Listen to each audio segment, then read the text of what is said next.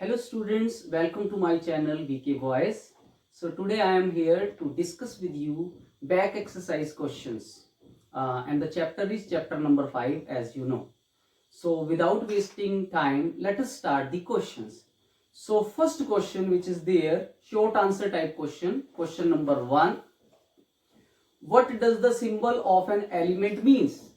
What does the symbol of an element means? You know what is symbol is representing. Whatever it represent, I have written over here. You will just note it down. I will explain also. So you can see over here. A symbol is an abbreviation of the name of an element. It consists of one or two letters of the English or the Latin name of the element.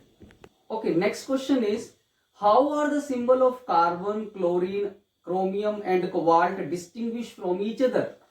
Now the symbol of carbon, whether it is carbon, whether it is chlorine, whether it is chromium or cobalt, all carries a letter C. Capital C is there. But in case of carbon, you are having only capital C. Then in case of chlorine, you are having C and L, C capital, L small. And for chromium, you are having C, R. And then for cobalt, you are having C and O. Capital C, small O. So that is there. It is also shown on the screen as well. So this is your answer. So in this way, all these elements can be distinguished. Now question number 3, name the 3 monoatomic gases with symbol. Monoatomic gases, student, all the noble gases like helium, neon, argon, krypton, xenon, radon, they are there. And their symbol, as you know, only 3 gases are asked. So helium, neon and argon you can mention. Otherwise you are having all these gases. So for helium you are having He, for neon you are having Ne, and for argon you are having A and R. That is also represented on the screen as well, you can see. So that is there. Now question number 4 is, from which word have been derived the symbol of sodium, potassium, iron and copper? Beta, on your screen you can see all the 4 are written over here. Sodium is natrium, then potassium is calcium, and then one more is there. What is there? Potassium and iron and copper. Iron is ferrum and copper is cuprium. All is given over here on the screen also. So that is your answer. Now question number next is, derive the formula of copper second chloride and copper second sulfate. Copper second chloride and copper second sulfate. So copper second chloride CuCl2, copper second sulfate CuSO4. It is also represented on the screen as well, so you can see over there also. Now next is, name the question number 6. Name the compound FeO and Fe2O3. FeO, iron second oxide. FeO, iron second oxide. FeO3, Fe2O3, it is iron third oxide. So that is there, that is the answer. Now next is question number 7. What is the formula of aluminium sulfate? What is the formula? Aluminium sulfate is Al2SO4 twice. Al2SO4 twice, that is the formula. Next question, question number 8. What do you mean by balanced chemical equation? As I have already told you, the answer is on this page only. Point number 3 is the answer. Page number 54, third point C. A chemical equation in which the number of atoms of each element on the reactant side is equal to the number of element on the right hand side is known as balanced equation. It is also written on the screen as well, so you can write it on your copy from the screen as well. So that is your answer. Now question number 9 is, how many molecule of hydrogen chloride will be formed when a molecule of hydrogen react with 1 chlorine? Now you are having a molecule of hydrogen and a chlorine, but here in this question it is not specified whether the chlorine is an atom or a molecule. So I am taking it as a molecule. So if you are having one molecule of hydrogen, one molecule of chlorine, then you will be getting two molecules of hydrogen chloride, as you can see in the equation as well. So I have shown the equation also. You are having one H2 and you are having one Cl2 and you are getting two HCl. So that is there, one molecule of hydrogen, one molecule of chlorine, and you are getting two molecule of hydrogen chloride. Now next question is, how many molecule of hydrogen will be required by one of oxygen to form into water? You want to make water. Now beta, as far as the equation is there, you know, equation for water formation is 2H2O plus O2 is equal to, 2H2 plus O2 is equal to 2H2O. That means you are having two hydrogens. You take two molecule of hydrogen and then you get one molecule of water. So two hydrogen molecules are required. How many molecule of hydrogen will be required? Two molecule of hydrogen and one molecule of oxygen. Again, here also the thing is not clear. It is not mentioned whether one oxygen, simple oxygen is there, atom is there, or molecule is there. I am answering just supposing that the oxygen is a molecule. So one molecule of oxygen, two molecule of hydrogen gives you one molecule of water. So two molecule of hydrogen required. Now student, next question is question number 11. If a molecule of nitrogen combined with 3 of hydrogen, how many molecule of ammonia will be formed? Now again student, it is not mentioned, molecule of ammonia is mentioned, but it is not mentioned about hydrogen. So 3 hydrogen, only simply 3 hydrogen it is written.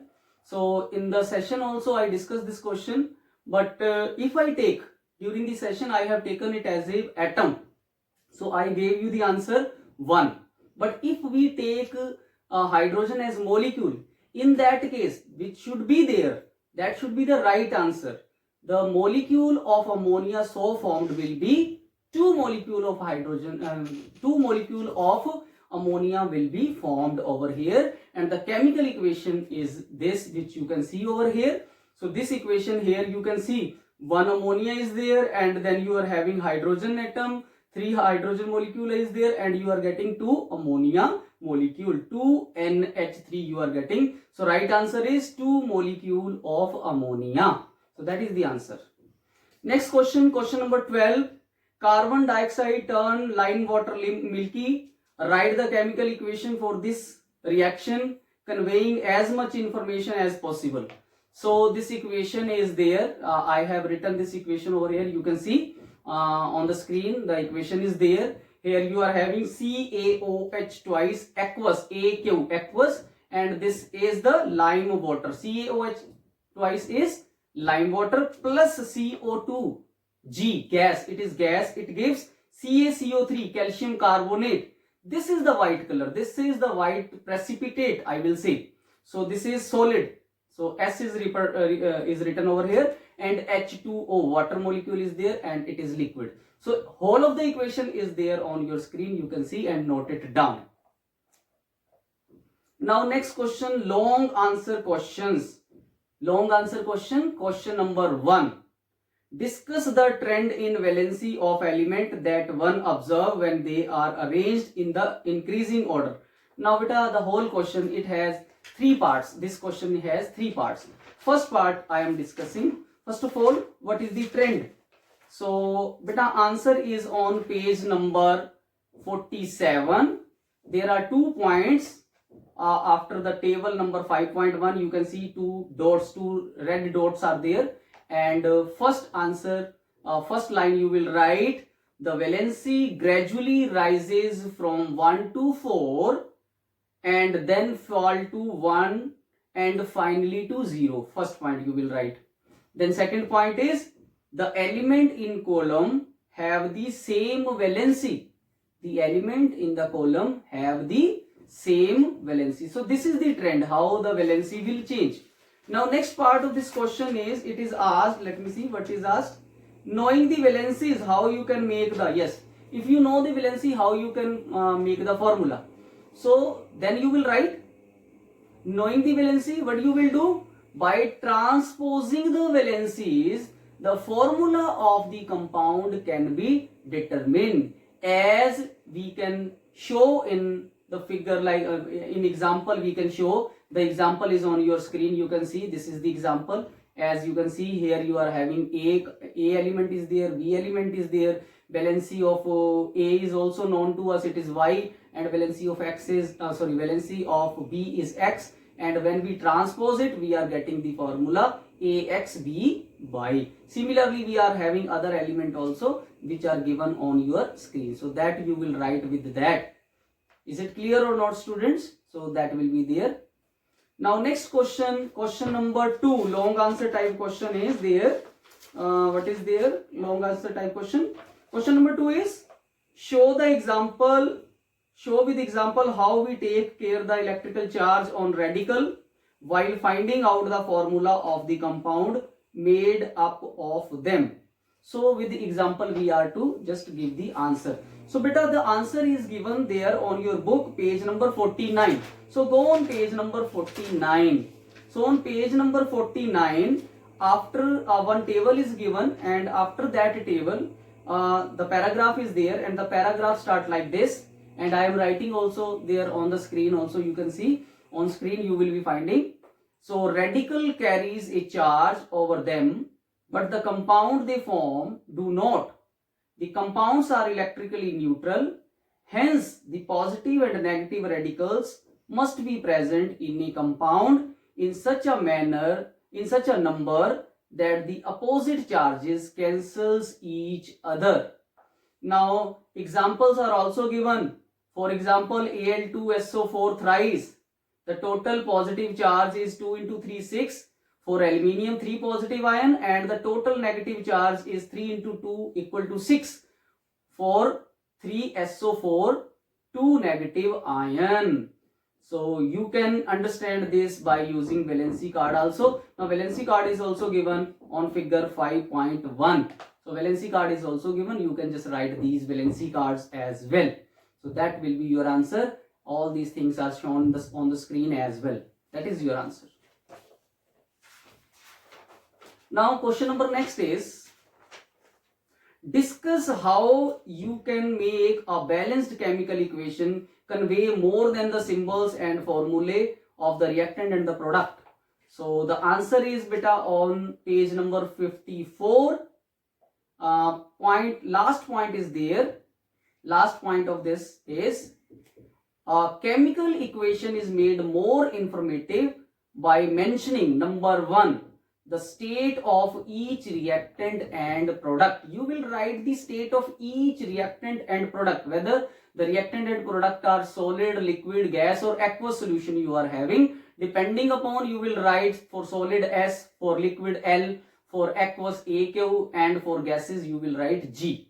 And then second is the condition of the reaction and catalyst used, if any. Condition mean whether the temperature, what is the value of temperature required, what is the pressure, this is the condition, or whether light is required. Some reactions takes place in the presence of light, some reaction takes place in some pressure, some reaction takes place at higher temperature, some reaction takes place at lower temperature. So that temperature should also be mentioned. And some reactions can be, the rate of reaction can be increased with the substance which is known as catalyst. So which catalyst you are using in a particular reaction, that should also be mentioned under the arrow. So that is there. Now last thing is the color and the name of the substance. If the color and the name of the substance is also mentioned, in that case the chemical equation will be more informative. So actually there are 3 points, but in the 3 points there are sub points also. As you know, point number 1, the state of each reactant and the product.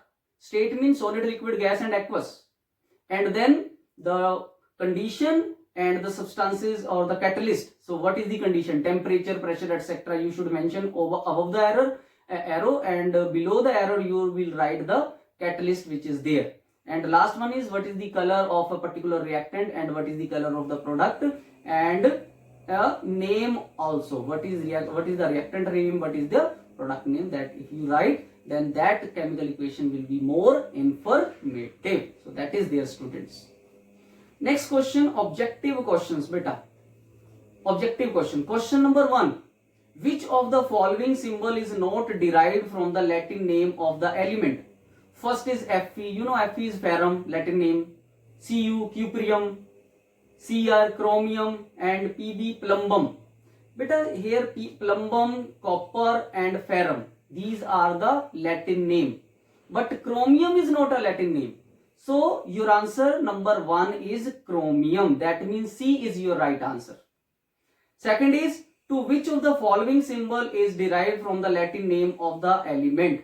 So many are given and your answer is Ag, argentum. So argentum is Ag is your answer. Answer number 2 is Ag. Which element among the ones appearing below is pentavalent? Pentavalent means which is having 5. So you can see 5 elements are combined with which element? With phosphorus. So PCl5 is your right answer. So D part is the right answer, PCl5. Question number 4. What is the valency of magnesium in MgN2? So the valency is 2. Answer is 2. Question number 5. What is the value of X in the following chemical equation? Now beta, the answer is 2. The value of X is 2. Why it is 2? If you will see, you can see over there, you are having calcium and you know on the right hand side you are having CaCl2, Cl2, L is 2. And in the reactant, where is Cl? Cl is with HCl. So we need 2 HCl. So right answer is 2. Question number 6. Which of the following is not the balanced chemical equation? Student, B part is the right answer. That means 2KClO3 gives you KCl plus 3O2. That is not balanced. Question number next is fill-ups, filling the blanks. So filling the blanks, student, number 1, question number 1, its answer is trivalent. One's answer is trivalent. Question number 2, on one sulfate radical will take up how many sodium radical? 2 radical. So right answer is 2. Second's answer is 2. And remaining question, whether question number 3, 4 or 5, in all these questions you will fill 2 only. Answer is 2. You will write the coefficient 2 over there. So 2 you will write. 2 is the right answer for question number 3, 4 and 5. Question number next is true and false. So first is ozone is a triatomic gas. It is right. You know O3. So triatomic, 3 atoms are there. So this is the right answer. That means it is true. Question number 2, the atomicity of the sulfate is 4. It is false. It is false. Oh. It is sorry student, during the session I did not show whether it is sulfate or sulfur. Actually it is sulfur. It is sulfur or sulfate? Yes, it is sulfur. So sulfur, it's false. Why? Because sulfur has 8, you know, S8. So sulfur, it is false. So next is one dipositive radical will require only one dianegative radical to form compound. It is also false because 2 negative ions can also combine with one positive element to form the compound. For example, in calcium hydroxide, calcium is 2 dipositive, calcium is dipositive and hydroxide is 1 negative. So 2 negative are combining with the calcium. You are getting CaOH twice. So fourth is a false. Question number 5 is also a false answer. So that is there. Student, in this session, in this channel, I have just discussed all the question over here, and during the session if some mistakes are there, here I am, whatever answer I am giving, that is the right answer. So if some correction is there, you just correct the answer in your notebook as well, so that you don't do any mistake in the examination. And if you are having any problem, any question you want to discuss with me, you can discuss, you can write the comment, student. You can just ask the question, or you can suggest anything if you just want to, or anything you just want to ask. You can interact with me through this YouTube channel. And if you like this question answer session, you just like this channel as well. So thank you student for watching, or keep watching VK Voice. And if you have not subscribed, you can subscribe students. Thank you students.